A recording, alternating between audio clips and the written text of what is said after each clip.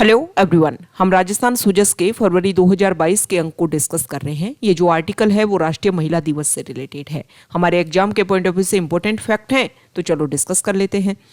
सबसे पहले यहाँ पर यह बताया रखा है कि सरोजिनी नायडू देश की सभी महिलाओं के लिए आदर्श का प्रतीक है।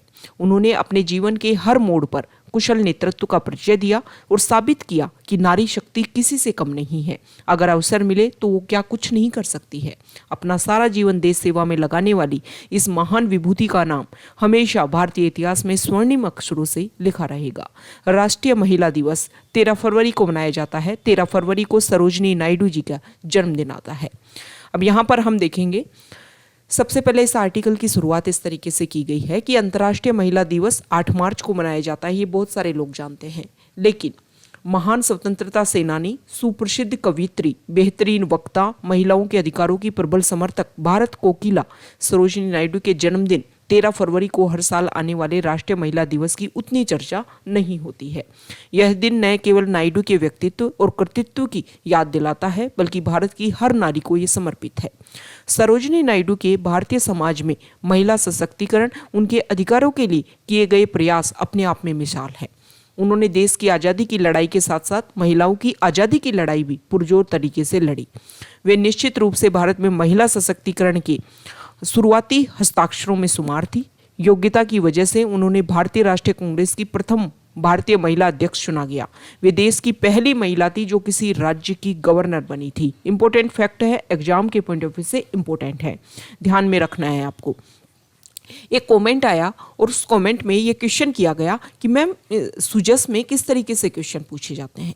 अब देखो, ये फैक्ट है, क्वेश्चन इस तरीके से आ जाएगा कि देश की पहली महिला कौन थी जो पहली राज्य की गवर्नर बनी थी। तो ये नेम आपको बताना है। ओके, ऑप्शन आपको दे देंगे, उसमें से आपको चूज करना है। तो ये फैक्ट ही तो क्वेश्चन पूछे जाते हैं ना।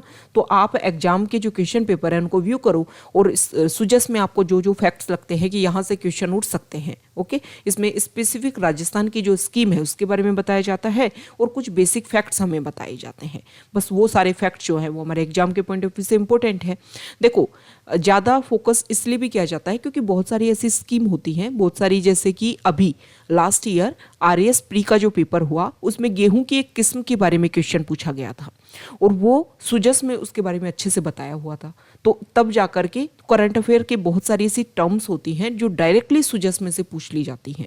ओके, तो इस तरीके से आप सुजस को स्टडी कर सकते हो। अब सरोजिनी नायडू ने अपनी कालातीत रचनाओं के साथ में, मतलब वो बहुत अच्छी कवित्री थी, बहुत अच्छी राइटर थी, लिखती थी बहुत अच्छा, तो उन्होंने अपनी बहुत अच्छी रचनाएं की और उनकी रचनाओं के साथ में उन्होंने लाखों दिलों को छुआ। अपनी लिखी कविताओं को अत्यंत मधुर स्वर में पाठ करने के कारण उनको भारत कोकिला या फिर नाइटिंगेल ऑफ इंडिया के नाम से जाना जाता है। सरोजिनी नायडू का जन्म 13 फरवरी 1879 को हैदराबाद में हुआ था। उनके पिता का नाम अघोरनाथ चट्टोपाध्याय, जो कि एक वैज्ञानिक और शिक्षा शास्त्री थे। माता का नाम श्री वरदा सुंदरी, बंगाली भाषा में कविताएं लिखती थी वो। सरोजिनी नायडू को उर्दू, तेलुगु, इंग्लिश, बांग्ला, फारसी, इन भाषा में वो निपुण थी। 12 साल की उम्र में उन्होंने मैट्रिक की परीक्षा पास कर ली थी। गणितज्ञ और वैज्ञानिक बनना चाहते, पिता उनके ये चाहते थे कि वो गणितज्ञ या फिर वैज्ञानिक बने, लेकिन वो खुद, उनकी रुचि थी कविता में।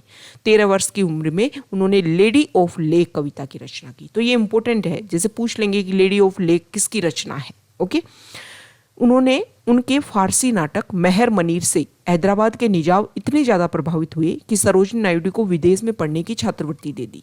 मात्र 16 वर्ष की उम्र में वो इंग्लैंड चली गई।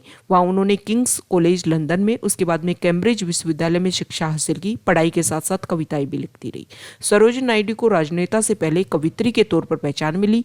लंदन में पढ़ाई के दौरान उनका पहला कविता संग्रह दी गोल्डन थ्रेशोल्ड आया, जिसे बहुत पसंद किया गया। दूसरा कविता संग्रह बर्ड ऑफ टाइम और तीसरा संग्रह ब्रोकन विंग से उन्हें काफ़ी ज़्यादा प्रसिद्धि मिली। तो इनके जो कविता संग्रह के जो नेम है ये भी इंपॉर्टेंट है, आपको ध्यान में रखना है। वे एक बेहतरीन कवित्री के तौर पर स्थापित हो गई। उनकी प्रसिद्ध रचनाओं में हैदराबाद के बाजारों में, the queen's rival, the royal tops of Golconda आदि शामिल है। पढ़ाई पूरी करने के बाद सरोजिनी नायडू ने 19 की उम्र में अंतर्जातीय विवाह कर लिया, जो उस समय में मान्य नहीं था और एक क्रांतिकारी कदम था जो ये सिद्ध करता था कि वो दृढ़ निश्चयी और प्रगतिवादी विचारधारा की थी। आज़ादी की लड़ाई के दौरान सरोजिनी नायडू को अनेक बार जेल भी जाना पड़ा। उन्होंने महात्मा गांधी के साथ सभी ने अवज्ञा आंदोलन, सत्याग्रह आंदोलन में सक्रिय रूप से भाग लिया, घर घर जाकर स्वतंत्रता की अलग जगाई। मदन मोहन मालवीय के साथ में 1931 में गोलमेज कॉन्फ्रेंस में वो हिस्सा लिया उन्होंने। 1942 में भारत छोड़ो आंदोलन के दौरान वो 21 महीने जेल में रही। अब सोच सकते हो ना, ऐसे ही किसी पर्सन का नाम ऐसे ही नहीं हो जाता है। उस इंसान ने बहुत मेहनत की होगी, बहुत ज़्यादा अपने आप को एक अलग लेवल पर अपने आप को प्रूव किया होगा, तब जाकर के बुक्स में किसी का नाम छपता है। ओके। भारत में आज़ाद होने पर उन्हें उत्तर प्रदेश राज्य का गवर्नर नियुक्त किया गया। इस तरह सरोज नायडू को पहली महिला गवर्नर होने का भी सौभाग्य प्राप्त हुआ। 2 मार्च 1949 को राजनीतिक कर्तव्यों का निर्वहन करते हुए उन्हें हार्ट अटैक आया और वो इस लोक को छोड़कर चली गई। ये बात दिखाता है कि नारी शक्ति किसी से कम नहीं है। अगर अवसर मिले तो वो बहुत कुछ कर सकती है। अपना सारा जीवन देश और देश सेवा में लगाने वाली इस महान विभूति का नाम हमेशा स्वर्णिम अक्षरों में भारतीय इतिहास में लिखा रहेगा। स्वतंत्रता आंदोलन की आवाज कैसे वो प्रभावित हुई? 1905 में जब बंगाल विभाजन हुआ तब उन्होंने भारतीय राष्ट्रीय कांग्रेस की सदस्यता लाई। राष्ट्रीय आंदोलन में वो शामिल हुई। गोपाल कृष्ण गोखले, रविंद्रनाथ टैगोर, एनी बेसेंट, जवाहरलाल नेहरू जैसे नेताओं के साथ में उन्होंने काम किया। स्पेसिफिक राष्ट्रीय स्वतंत्रता आंदोलन में तो उन्होंने पार्टिसिपेट किया ही, इसके अलावा महिला अधिकारों के लिए भी वो हमेशा एक सशक्त आवाज बनी रही। उन्होंने हमेशा इस बात पर फोकस किया कि महिलाओं के लिए काम करने की जरूरत है। 1917 में महिलाओं के सामाजिक और राजनीतिक अधिकारों के लिए महिला भारतीय संघ की स्थापना में मदद की और महिलाओं के लिए मताधिकार प्राप्त किया गया। यह निश्चित रूप से बहुत बड़ी उपलब्धि थी। सरोज नायडू ने वुमेन इंडियन एसोसिएशन को गठित करने में अहम भूमिका का निर्वहन किया। उन्हें होम रूल लीग की अध्यक्षता करने का भी मौका मिला। स्वयं महात्मा गांधी भी उनके काम से बहुत प्रभावित हुए। महिला सशक्तिकरण की उन्होंने बात रखी। उन्होंने हमेशा बोला कि अगर जो महिलाएं जो हाथ पालना झुला सकते हैं वे हाथ देश भी चला सकते हैं। बस इन हाथों को सशक्त बनाने के लिए मूलभूत सुविधाओं की जरूरत है जिनसे महिलाओं को वंचित रखा जा रहा है। अगर वो सारी बेसिक चीज़ें महिलाओं को दिए जाएं तो महिलाएं सब कुछ कर सकती हैं। ओके। यहाँ पर महिला शिक्षा के बारे में भी उन्होंने जोर दिया था। अपने टाइम में जब भी उन्होंने वर्क किया उन्होंने हमेशा फोकस किया कि महिलाओं को वो मूलभूत अधिकार दिए जाने चाहिए जिससे वो पुरुषों के साथ में खड़ी होकर के हर काम में पार्टिसिपेट कर सकें। उन्होंने बोला कि जब एक महिला शिक्षित होगी तभी वो समाज और परिवार को शिक्षित कर पाएगी। नेक्स्ट आर्टिकल है, देखो ये सरोजिनी नायडू से रिलेटेड जो भी आर्टिकल है इसमें हर इंपॉर्टेंट फैक्ट है और आपको एक जनरल अवेयरनेस भी होनी चाहिए कि हम इंडिया में अगर हम देखें तो हमारा एंशिएंट पास्ट जो है वो महिलाओं के लिए सशक्तिकरण के लिए कैसी कैसी बातें रखी गई थी। नेक्स्ट इंपॉर्टेंट आर्टिकल है IM शक्ति उड़ान योजना, चुप्पी तोड़ भरो उड़ान। यहाँ पर ये अवनी लेखरा है जिन्होंने पैरा ओलंपिक गेम में 2021 में 2020 को होते, वैसे कोविड की वजह से टोक्यो में पैरा ओलंपिक गेम हुए, वहाँ उन्होंने 2 मेडल हासिल किए इंडिया के लिए पैरा ओलंपिक गेम्स में। ओके। और यहाँ पर तो पद्मश्री पुरस्कार भी उनको प्रदान किया गया है। अंतर्राष्ट्रीय खिलाड़ी सुश्री अवनी लेखरा जिन्हें हाल में पद्मश्री पुरस्कार प्रदान करने की घोषणा की गई और IM शक्ति उड़ान योजना की प्रतीक को उड़ान देती हुई। अब देखो बहुत बड़ा फैक्ट माना जाता है कि महिलाएं जो है वो पुरुषों से काफ़ी दूरी में, काफ़ी हर जगह में, हर काम में थोड़ा पिछड़ जाती हैं। पिछड़ने का काम एक ये माना जाता है कि महिला अगर स्वस्थ रहेंगी तो पूरा प्रदेश जो है वो स्वस्थ रहेगा। इसी को ध्यान में रखते हुए महिलाओं का सशक्तिकरण राजस्थान के मुख्यमंत्री अशोक गहलोत की हमेशा से मंशा रही है। उन्होंने नारी के स्वास्थ्य को ध्यान में रखते हुए उनके सपनों को उड़ान देने के लिए राज्य सरकार द्वारा पिछले दिनों IM शक्ति उड़ान योजना को लागू किया गया। प्रदेश की इस आधी आबादी के उन्नयन और खुशहाली के लिए, उनके सशक्तिकरण के लिए महिला एवं बाल विकास विभाग के माध्यम से निरंतर प्रयास किए जाते रहे हैं। सभी को पता है कि ये बताया जाता है कि महिला सशक्तिकरण को लेकर के बहुत सारी कार्यक्रम और योजनाएं भी चलाई जा रही हैं। अब सबसे इम्पोर्टेंट चीज़ चलाई जा रही है उड़ान स्कीम। उड़ान स्कीम में क्या किया जाएगा कि जो पीरियड्स जो होते हैं उनको लेकर के एक जो शर्म संकोच का जो विषय होता है, अब उसको लेकर के समाज को अपनी सोच बदलनी होगी। महिलाओं को स्वास्थ्य की रक्षा करनी होगी। महिलाओं की गरिमा, सम्मान और निजता की दिशा में एक जरूरी कदम है उड़ान। सैनिटरी नैपकिन के बारे में बताया गया है। देश में लगभग 2,30,00,000 लड़कियों को पीरियड्स के कारण स्कूल छोड़ना पड़ता है।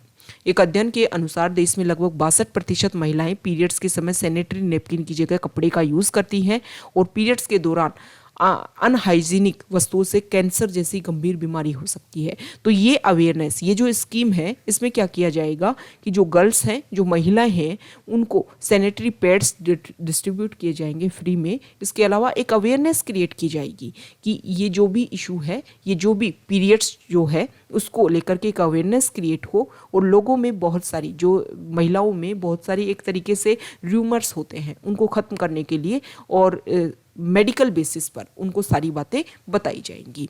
अब इस योजना का मुख्य उद्देश्य क्या है कि योजना का लक्ष्य बालिकाओं और महिलाओं को सैनिटरी नैपकिन प्रयोग हेतु प्रोत्साहित करना, उनकी गरिमा, सुरक्षा और माहवारी से संबंधित जागरूकता लाने के लिए विशेष अभियान चलाना और अनुकूल वातावरण पैदा करना।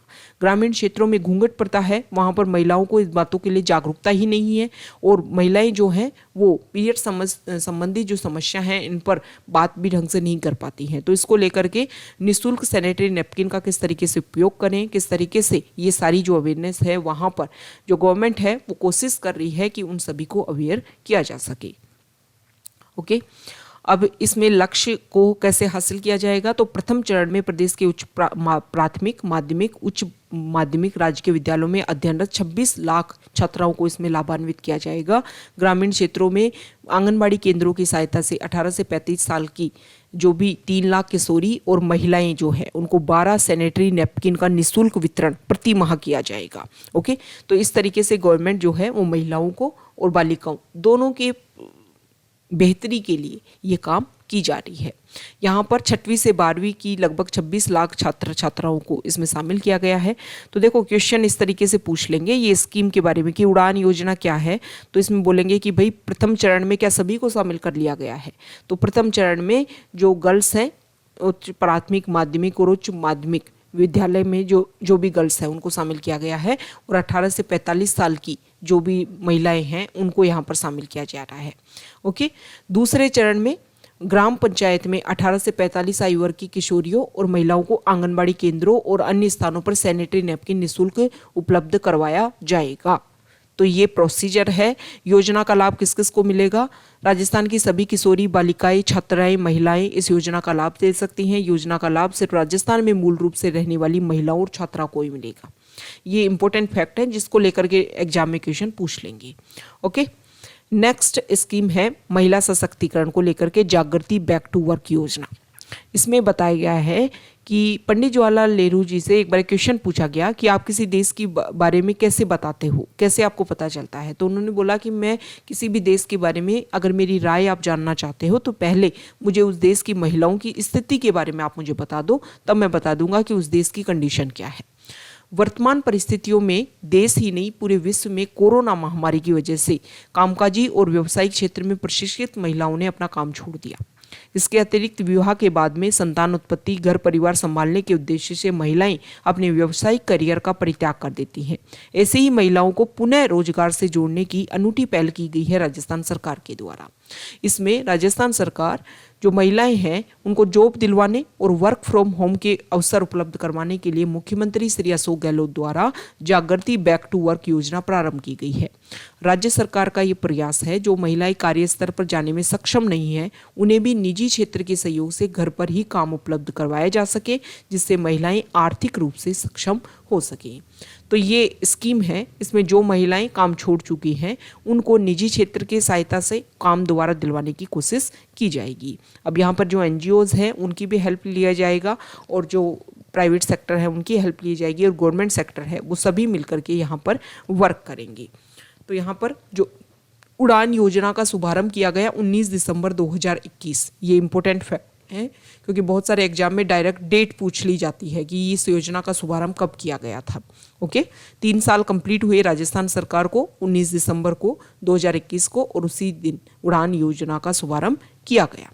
ओके, अब यहाँ पर बताया गया है कि किस तरीके से जो महिलाएं हैं उनको जॉब देंगे। तो ये भी बोला गया है कि बहुत सारी महिलाओं में स्किल नहीं है तो उनमें स्किल डेवलपमेंट का भी काम किया जाएगा और फिर उनकी रीस्किलिंग करके, अप स्किलिंग करके उनका प्रशिक्षण सुविधा भी उनको प्रदान की जाएगी और फिर उनका जो अपडेशन है वो पोर्टल पर किया जाएगा।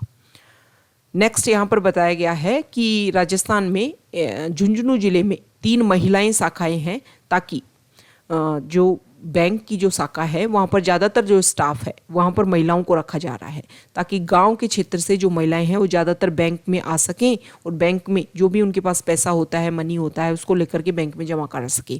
मतलब ज़्यादा से ज़्यादा फाइनेंशियल इंक्लूजन बढ़ाना है। इसके लिए राज्य सरकार की हिस्सेदारी वाला बड़ौदा राजस्थान क्षेत्रीय ग्रामीण बैंक यानी BRKGB की बख्तावरपुरा शाखा के बारे में कहना है कि यहाँ पर महिलाएं आती हैं और बैंक में जो भी उनके काम है उनको कंप्लीट करवा पाती हैं। उन्होंने बोला है कि देखो, बैंक में जो भी स्टाफ है वो हमारी काफ़ी ज़्यादा हेल्प करता है। हालांकि ऐसा नहीं है कि सिर्फ महिलाएं आती हैं बैंकों में, पुरुषों के लिए भी सारी सुविधाएं उपलब्ध है। वो भी यहाँ पर आकर के अपना जो मनी है उनसे रिलेटेड काम करवा सकते हैं। ये जो बैंक है इसमें राजस्थान सरकार की हिस्सेदारी 15% थी स्थापना के समय। ये कुछ ज़्यादा इंपॉर्टेंट नहीं है, बस पता होना चाहिए। नेक्स्ट यहाँ पर जालोर का सिंदूरी अनार जो है उसे दुबई से, नेपाल से दुबई तक भेजा जा रहा है, मतलब उसको दूसरे देशों में भेजा जा रहा है। ये जनरल अवेयरनेस की बात है। स्थानीय भाषा में ये जो अनार है इसको भगवा सिंदूरी अनार भी बोलते हैं। ओके, नेक्स्ट यहाँ पर है लगावण ने कुकुर बजावण में पुपू, मतलब एक तरीके से सामूहिक विवाह आयोजन होता है। बीकानेर के पुष्करना ब्राह्मण समाज का सामूहिक सावा देश भर में विशिष्ट पहचान रखता है। इसे ओलंपिक सावे के नाम से भी जाना जाता है। सावे का अर्थ होता है सहविवाह यानी सामूहिक विवाह। बीकानेर शहर के पुष्करना ब्राह्मण समाज की यह परंपरा 400 वर्ष से पुरानी अधिक है। बीकानेर रियासत के तात्कालिक महाराजा सूर सिंह के शासनकाल में 1616 ईस्वी में सामूहिक विवाह की परंपरा चालू हुई थी। तब से लेकर 1961 तक प्रत्येक 7 वर्ष बाद ये सामूहिक सावा आता था। मतलब हर 7 साल में शुरुआती समय में ये सावा किया जाता था। फिर उसके बाद में हर 4 साल बाद इसको आयोजन होने लगा। तब आप सभी को पता है ओलंपिक 4 साल में होते हैं, इसलिए इसको भी ओलंपिक सावा इसका नाम दे दिया गया। लेकिन 2005 से इसका आयोजन हर 2 साल बाद होने लगा। 2019 में इसका आयोजन हुआ था, फिर 2021 में होता, लेकिन कोविड की वजह से इसको स्थगित कर दिया गया। और अभी 28 फरवरी 2022 को ओलंपिक सावा जो हुआ इसमें 200 से अधिक विवाह पंजीकरण हुए। अब इस सावे में कैसे क्या होता है, तो पुराने समय में जैसे दशहरे वाले दिन जो पंडित हैं वो इस सावे की तिथि तय करते थे और धनतेरस के दिन इसकी घोषणा करते थे। फिर राज परिवार द्वारा इस परंपरा को शुरुआत की गई। फिर राज परिवार से इसकी सांकेतिक अनुमति भी ली जाती है और तब जाकर के यहाँ पे जो भी पुष्करना समाज के लोग जिनको भी अपने पुत्र पुत्रियों की यहाँ पर शादी करनी होती है और सादगीपूर्ण तरीके से, मतलब बहुत ही कम खर्चे में यहाँ पर शादी होती है, तो इसी को लेकर के इससे नाम से आप समझ सकते हो कि लगावण ने कुकू और बजावण ने पूपू, मतलब ज़्यादा कोई ऐसा नहीं है, देख दिखावा बहुत कम होता है। सिर्फ कुमकुम से समधी का मुंह रंग करके और पूपू, पूपू मतलब बाजे की खुशियों पर ही शादी यहाँ पर की जाती है। ओके, तो यहाँ पर बड़ी संख्या में लोग आते हैं और अपनी जो शादी है, पुत्र पुत्रियों की जो शादी है वो उसमें किया जाता है। अब ये जो ओलंपिक सावा है इसको आप इतने ज़्यादा अच्छे से इस तरीके समझ सकते हो कि बीकानेर में जब ओलंपिक सावा आयोजित होता है तो पूरे बीकानेर को अच्छे से सजाया जाता है, दुल्हन की तरह। पूरे जो जिला है मतलब बीकानेर जो शहर है उसको सजाया जाता है। नेक्स्ट यहाँ पर पेयजल स्वच्छता के लिए राजस्थान सरकार जो है वो जांच प्रयोगशाला स्थापित की है और उसमें NABL एक्रीडेटेड का दर्जा प्राप्त कर विशिष्ट उपलब्धि हासिल की है। मतलब जो भी हमारे यहाँ पर जांच प्रयोगशालाएं हैं उनको NABL एक्रीडेशन का दर्जा दिया गया है और ये काफ़ी ज़्यादा विशिष्ट होता है। मतलब जो भी आपको पानी यूज़ किया जा रहा है उसकी क्वालिटी क्या है उसी को सुधारने के लिए ये जो प्रोसीजर है उसको स्टार्ट किया गया है। तो NABL देश में NABL जांच प्रयोगशालाओं के प्रमाणीकरण के लिए राष्ट्रीय स्तर की एक स्वतंत्र संस्था है और इसको इस तरीके से इसको प्रमाणित किया जाता है। ओके, नेक्स्ट यहाँ पर दयानंद सरस्वती जयंती पर विशेष है। तो देखो, सत्यार्थ प्रकाश के 6, 8वें और 11वें समोल्लास में लिखा है कि कृषक ही असली राजा है जो अन्न पैदा कर सबका पालन करता है और राजा का धर्म है उसे सुरक्षा प्रदान करे मगर स्वयं को किसान से बेहतर न माने। स्वामी दयानंद सरस्वती का किस तरीके से जीवन रहा, उन्होंने किस तरीके से वेदों की ओर लौट चलो का नारा दिया और उनके जो जन्म दिवस पर है इस यहाँ पर उनकी कुछ इम्पोर्टेंट बातें बताई हुई हैं कि राष्ट्रवाद की प्रतिमूर्ति, देश प्रेम देशभक्ति की प्रबल भावना कूट कूट कर भरी थी, ऐसे थे स्वामी दयानंद सरस्वती। यहाँ पर उनके कुछ इम्पोर्टेंट जो भी इम्पोर्टेंट बुक्स हैं उनके बारे में बता रखा है जो उन्होंने लिखी थी, कि ये सारी बातें, और ये सत्यार्थ प्रकाश में किसानों के बारे में उन्होंने क्या बात लगी ये भी इम्पोर्टेंट है। वैदिक शिक्षा के अनुसार योगाभ्यास करना, ईश्वर की स्तुति करना, साधना में लीन होना, उत्तम आचरण रखना, सद्व्यवहारी होना, महापुरुषों के चरणों में बैठकर धर्म चर्चा सुनना, सत्य वचन कहना, झूठ और पाप कार्यों से दूर रहना मुक्ति पाने के निश्चित साधन है। ओके, नेक्स्ट यहाँ पर बताया गया है मरु महोत्सव को लेकर के। हर साल जैसलमेर में मरु महोत्सव सेलिब्रेट किया जाता है। क्वेश्चन इस तरीके से आ जाते हैं, मरु महोत्सव, ऊंट महोत्सव, पतंग महोत्सव, फिर उनके जिले के नाम दे देंगे कौन कौन से जिले में आयोजित होते हैं, और फिर मैच द फॉलोइंग में क्वेश्चन पूछ लेंगे। तो मरु महोत्सव जो है वो जैसलमेर में होता है और फरवरी में हुआ है। ओके, स्वर्ण नगरी जैसलमेर में दिखी उम्मीदों की नई उड़ान। अब लता मंगेशकर जी काफ़ी अच्छी गायिका, उनकी ये यहाँ पर बताया गया है कि लता मंगेशकर नाम नहीं पूरा युग है, युग साधना का, समर्पण का, संगीत का, सच्चे सुरों का। तो उनके बारे में बेसिक फैक्ट्स यहाँ पर बता रखे हैं कि कब वो राजस्थान में आए थे, जब हमारे यहाँ पर अकाल पड़ा था तब उनको यहाँ पर बुलाया गया था। तब आकर के 1987 में लता मंगेशकर जी जयपुर आई थी और अकाल पीड़ितों की सहायता के लिए उन्होंने निःशुल्क कार्यक्रम किया था। तो यहाँ पर मरुद्रा से उनकी क्या यादें जुड़ी हैं इसके बारे में बता रखा है। आप सभी को पता है कि लता मंगेशकर जी की डेथ हो गई है, इसी से रिलेटेड उनके जो आर्टिकल हैं वो यहाँ पर बता रखे हैं। अब ये इम्पोर्टेंट फैक्ट है, सूर्य मंदिर वरमाण। यहाँ देखिए, सिरोही जिले के वरमाण में कस्बे में सूर्य मंदिर मूलतः 8वीं सदी का माना जाता है। अनेक कलात्मक स्तंभों पर आधारित इस प्राचीन मंदिर में गर्भगृह, सभा मंडप के साथ देवी देवताओं की प्रतिमाओं के सुंदर अलंकरण उत्कीर्ण है। यह स्मारक राज्य सरकार द्वारा संरक्षित है। ये सूर्य मंदिर है, तो इसको लेकर के पूछ लेंगे सिरोही जिले के वरमाण में कौन सा मंदिर है, तो सूर्य मंदिर है और 8वीं सदी का है। तो इस तरीके से जो भी इंपॉर्टेंट फैक्ट्स होते हैं वो आपको ध्यान में रखने चाहिए। तो सुजस में ऐसा नहीं है कि बहुत सारे फैक्ट्स आते हैं, पर कुछ ऐसे इंपॉर्टेंट फैक्ट्स हैं जो काफ़ी ज़्यादा इंपॉर्टेंट है और डायरेक्टली वहाँ से क्वेश्चन पूछ लेते हैं, इसलिए सुजस हमारे लिए इंपॉर्टेंट हो जाती है। तो ये हमारी फरवरी 2022 का सुजस को हमने कंप्लीट किया है। अगर आप यहाँ तक आए हैं, वीडियो आपको अच्छा लगा है तो प्लीज़ वीडियो को लाइक कर दीजिए, शेयर कर दीजिए और चैनल को सब्सक्राइब कर दीजिए। आप हमारे Telegram channel volcano RAS academy के साथ में जुड़ सकते हैं। वहाँ पर बहुत सारी इंपॉर्टेंट इन्फॉर्मेशन आप सभी के साथ में शेयर की जाती है। टेलीग्राम चैनल का लिंक नीचे डिस्क्रिप्शन बॉक्स में दिया हुआ है। हम स्टैटिक पार्ट भी बहुत सारा अपलोड कर रहे हैं, जैसे इंडियन हिस्ट्री को लेकर के, राजस्थान के भी हिंदी एंड इंग्लिश मीडियम दोनों के कैंडिडेट्स के लिए। तो आपको क्या करना है, व्यू करना है। अगर आपको वीडियो वो भी अच्छे लग रहे हैं तो उनको आप लाइक कीजिए, व्यू कीजिए, ज़्यादा से ज़्यादा अपने फ्रेंड्स के साथ में शेयर कीजिए। Okay, thank you.